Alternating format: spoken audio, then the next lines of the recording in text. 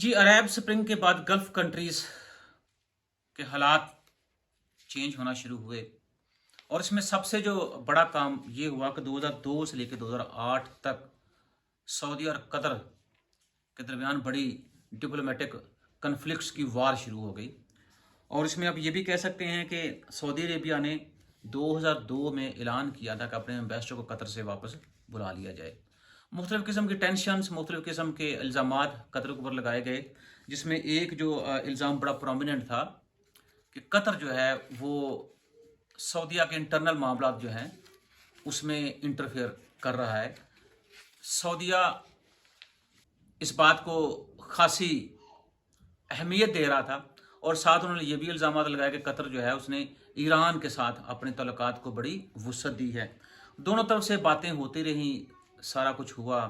और इवन के जो दूसरे मालिक थे गल्फ कंट्रीज काउंसिल में शामिल, उन्होंने कतर के लिए जनाब समुद्री रास्ते बंद कर दिए, फ़ज़ाई रास्ते बंद कर दिए। और एक वक्त हमें ये भी मिला कि शायद कतर जो है उसको फूड क्राइसिस का सामना करना पड़ जाए, लेकिन कतर ने बड़े अच्छे तरीके से सारे प्रॉब्लम्स को फेस किया और जो कह रहे हैं आप डिप्लोमेटिक सतह पे जाके उन्होंने इस मसले का हल भी निकाला। और उसके बाद आप देखें कतर के अंदर फीफा वर्ल्ड कप वो भी जारी है। 2017 और 18 के दरमियान ये क्राइसिस इतना ज़्यादा बढ़ा कि बड़ा मुश्किल हो रहा था कि सिचुएशन जो गल्फ़ कंट्रीज़ हैं उनकी ठीक हो। लेकिन फिर जो बताया जाता है ज़राए के अंदर, कतर ने पहल की सऊदीया के साथ और उन्होंने अपने मामलात को सेटल करने के लिए कोशिशें शुरू कर दी। आखिर वो कोशिशें रंग लेके आईं और फिर आप देखें कतर में सऊदी एम्बेसडर भी गया। कतर में जब से मोहम्मद बिन सलमान उन्होंने अपनी हुकूमत संभाली, उसके बाद पहला विज़िट उनका कतर में हुआ और कतर के जो शहजादे थे, अमीर थे, उन्होंने उनका इस्तकबाल किया। मेरा कहने का मतलब ये है कि आप देखें इन ममालिक की आपस में किस हद तक शिद्दत की लड़ाई थी, किस हद तक वार चल रही थी। लेकिन उन्होंने कहीं जाके सोचा कि अगर हमने अपने रीजन को तरक्की देनी है तो हमें कहीं किसी एक पॉइंट पर मिल के बैठना होगा और अपने मसाइल का हल जो है वो टेबल के ऊपर हमें तलाश करना होगा। वो ममालिक बैठे टेबल के ऊपर, इकट्ठे हुए, अपने अपने मसाइल जो थे वो बताए, अपने अपने जो उनके कह लें कि हेजिटेशन सी वो उन्होंने दूर की, अपने अपने जो उनके अंदर डर थे वो दूर किए। और आखिरकार एक दिन आ गया कि जब कतर और सऊदीया के हालात ठीक हो गए। ये वही कतर है जिसने फीफा वर्ल्ड कप की मेज़बानी जब विन कर ली और उसके बाद उन्होंने तैयारियां शुरू कर दी। उन तैयारियों के दौरान ये क्राइसिस जो है वो कतर को फेस करना पड़ा। लेकिन फिर देखें कि फिर ये दोनों भाई मिलके बैठे और आप जो कतर के अमीर हैं उनको आप देखें, जब सऊदीया ने मैच जीता फुटबॉल का तो वो सऊदी झंडे के साथ वो सेलिब्रेशन करते हुए आपको नजर आएंगे।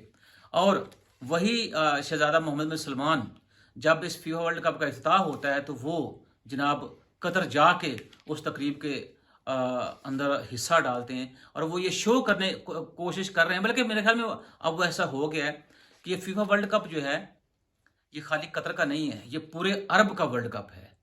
तो मेरे कहने का मकसद ये है कि जब ये लोग इकट्ठे होकर बैठ सकते हैं और हमें सबको पता है कि पाकिस्तान इस दौरान इन हालात में पॉलिटिकल इंस्टेबिलिटी का मुतहम्मल नहीं हो सकता, लेकिन हम क्या कर रहे हैं कि हम बजाय इस मामले का कोई सियासी हल ढूंढें या हम बैठें अपने मुल्क की खातर एक टेबल के ऊपर और जो हमारे मसाइल हैं उनका हम, चूँकि मसाइल तो सियासी हैं और सियासी मसाइल का हल मेज़ के ऊपर बैठ के ही तलाश किया जाता है।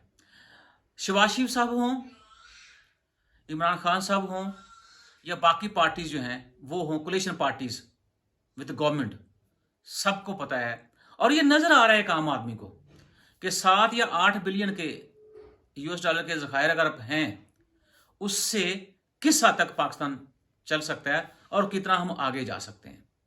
बजाय इसके कि हम उससे सबक सीखें कि हमारे इर्द गिर्द रीजन के अंदर क्या हो रहा है। इंडिया और बरतानिया के जो प्राइम मिनिस्टर्स हैं उनके दरमियान एक मुआहदा साइन हुआ है कि वो जनाब बरतानिया इंडिया के मज़दूरों को टेक्निकली ट्रेन करेगा और ज़ाहिर है जब वो ट्रेनिंग उनकी होगी तो उनको फिर एम्प्लॉयमेंट अपॉर्चुनिटीज़ भी मिलेंगी बरतानिया के अंदर। 2050 तक दुनिया तेल के इस्तेमाल से जान छुड़ाने की कोशिशों में है। कुछ नए सोर्सेज जो हैं वो तवानाई के ढूंढे जा रहे हैं, लेकिन हम क्या है कि एक दूसरे के ऊपर इल्ज़ामात लगा रहे हैं और हमें कोई परेशानी नहीं है। मुल्क डिफ़ॉल्ट हो या ना हो, वी डोंट बॉदर, हमें सिर्फ ये एक नए इलेक्शंस चाहिए। मुझे एक बात बताइए, इस सूरत हाल के अंदर अभी जैसे पीछे नेशनल असम्बली के 8 हलकों में इंतखाब हुआ था या इलेक्शंस हुए थे, उसमें तकरीबन 70 से 80 करोड़ रुपया लगा। तो अब तो कितनी असम्बलीज है नेशनल, तो हर एक नेशनल हलके के लिए 6 से 8 करोड़ को आप मल्टीप्लाई कर लें, आपको खुद अंदाजा हो जाएगा कितना पैसा नए इलेक्शंस के लिए चाहिए। क्या आप ये समझते हैं कि नए इलेक्शंस हो जाएंगे तो पाकिस्तान इकोनॉमिकली स्ट्रांग हो जाएगा, पाकिस्तान पॉलिटिकली स्ट्रांग हो जाएगा? बेहतर यह है कि मेरे ख्याल में अगर सऊदी और कतर जो हैं वो एक वक्त के बाद इकट्ठे हो सकते हैं, तो क्या हम पाकिस्तान को डिफॉल्ट से बचाने के लिए इकट्ठे नहीं हो सकते? क्या हमारे अंदर इतनी इखलाकी जरूरत नहीं है? लेकिन जरूरत कहाँ पे होगी? जरूरत हमारे अंदर है कि जलसों के अंदर ये हम कहते हैं शलवारें उतारें, शलवारें ऊपर करने की बातें करते हैं। मुझे हैरानगी होती है बातें करने वालों के ऊपर भी और बातें सुनने वालों के ऊपर भी कि हम किस किस्म की कौम हैं कि हमारे मुल्क की बका को खतरा है, लेकिन फिर भी हम जनाब वाला इस तरह के बुलंदोबाग दावे कर रहे हैं। आपके पास गवर्नमेंट थी पिछले 4.25 साल, 3.5 साल, तो दूध की नहरें तब भी नहीं बह रही थी और दूध की नहरें अब भी नहीं बह रही। तो मुझे ये बताइए, मुल्क के बारे में जब हम सोचेंगे नहीं तो क्या कल को हम मुल्क के ऊपर हुक्मरानी करने के लायक रहेंगे? तो मुल्क है तो हम हैं, तो खुदारा इस मुल्क के लिए इकट्ठे होकर बैठें ताकि मुल्क तरक्की की राह पे चल सके।